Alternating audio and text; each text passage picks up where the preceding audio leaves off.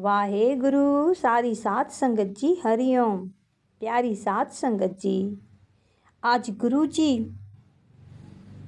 ने ज्ञान दिया कि मेरे पास बहुत सारे प्रेमी आते हैं, प्यारे आते हैं, कहते हैं कि मेरे भाई का मन ठीक कर दो, मेरे पिता का मन ठीक कर दो, या पत्नी का मन ठीक कर दो, पति का मन ठीक कर दो, मेरे पड़ोसन ऐसे वैसे हैं उनको ठीक कर दो, उनका मन सही कर दो, मेरे इतने सारे दुश्मन हैं, दुश्मनों का मन ठीक कर दो।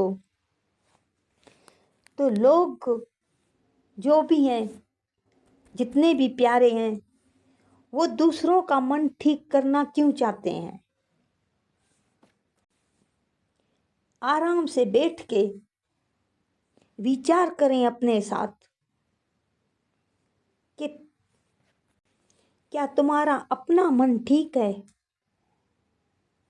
जिंदगी में दूसरों का मन ठीक करने से पहले खुद को ठीक करें। विचार करें अपने साथ, क्या हम ठीक हैं? अगर हमने खुद को ठीक कर लिया, अपने मन को ठीक कर लिया, तो दूसरों को ठीक करने के बारे में हम सोचेंगे भी नहीं। हमें सोचने की फिर ज़रूरत नहीं है। दूसरे जो हैं, हमारे सोचने से, हमारे विचार करने से, हमारे समझने से या हमारे समझाने से वो नहीं समझेंगे, वो कभी ठीक नहीं होंगे। हमें अपने आप को ठीक करना है। हमें अपने खुद का चश्मा सही करना है, खुद के चश्मे को सही पहनना है। जैसे हम चश्मा अपना पहनेंगे, काला पहनेंगे तो सारी दुनिया काली नज़र आएगी, हरा पहनेंगे तो फिर सारी दुनिया हरी नज़र आएगी। हरी या काली दुनिया नहीं है, दुनिया हरी काली नहीं होती है, बस हमारे आँखों के लेंस का खेल है ये। जैसे अपने मन को ठीक कर लिया, ये दुनिया खुद ब खुद ठीक दिखाई देगी। बस इतना करें कि हालत जब चेंज हो जाती है ना, हालत बदलने के लिए हमें तैयार होना पड़ता है। पहले से तैयारी इसकी करें कि आज जो चल रहा है ये हालत चेंज हो जाएगी। जब हमारी हालत चेंज होगी तो उसके लिए तैयार होकर बैठे, तैयारी करें अपनी। दूसरों को छोड़ दें, दूसरे हमसे ठीक नहीं होंगे, उनको जो करना है वो करेंगे। हम शांत भाव में बैठे, जो करे सो बरे। हमारा किसी के साथ कोई काम नहीं है।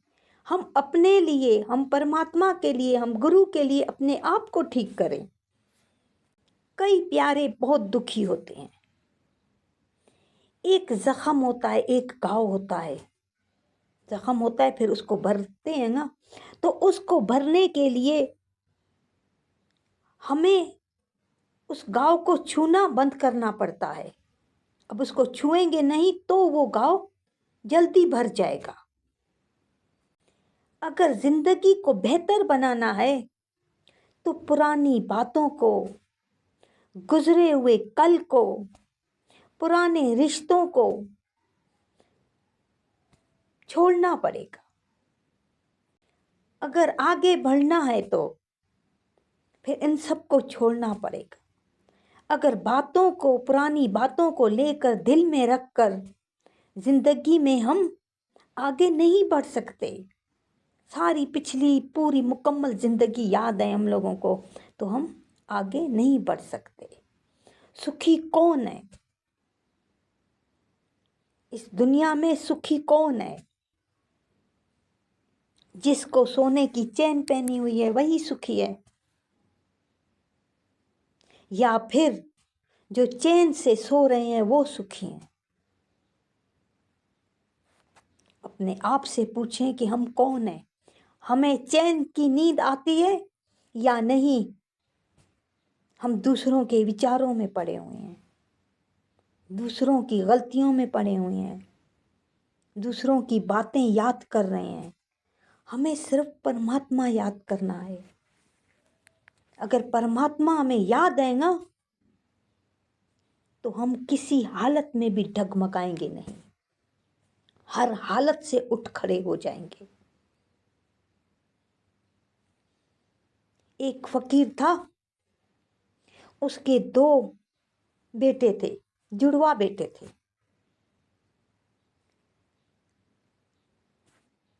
छोटे छोटे थे, इतने बड़े नहीं थे। फकीर उनको बहुत प्यार करता था, हद से ज्यादा उसको अपने बच्चे प्यारे थे, बहुत प्यारे थे। तो एक ऐसी घटना घटी कि उसमें फकीर के दोनों बच्चे शांत हो गए। अब आए, उनकी बॉडी रखी हुई थी। अब उसकी बीवी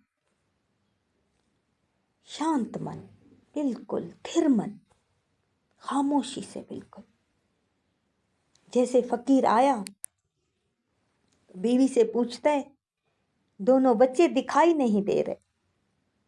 तो बीवी कहती है कि खाना खाओ, पहले आप खाना खाओ। खाना देती है उसको आराम से, प्यार से। खाना खाता है वो फकीर, फिर हाथ धोता है। हाथ धोकर जैसे आता है, फिर पूछता है, मेरे बच्चे दिखाई नहीं दे रहे। इधर उधर देखता है, नजर नहीं आते इसको। तो उसकी बीवी का मन इतना शांत होता है, शांत मन में अपने पति से पूछती है, फकीर से पूछती है कि 20 साल पहले किसी ने मुझको कीमती हीरे जवाहरात दिए थे, अब वो लेने के लिए आया है, तो क्या मैं अभी उसको दे दूं? फकीर कहता है, ये भी अब पूछने की बात है? दूसरों की अमानत है, अभी तक 20 साल हुए, आपने अभी तक रखे हुए हैं, अभी अभी दे दो वापस। बस ये जवाब अपने पति का सुनती है तो उसको कमरे में ले जाती है। दोनों बच्चों की बॉडी रखी हुई होती है, चादर उठाकर उसको दिखाती है। 1 मिनट के लिए तो फकीर बिल्कुल सुन्न हो जाता है, ऐसे समझ, देख के हैरान हो जाता है कि एक बेटा भी नहीं, दोनों बेटे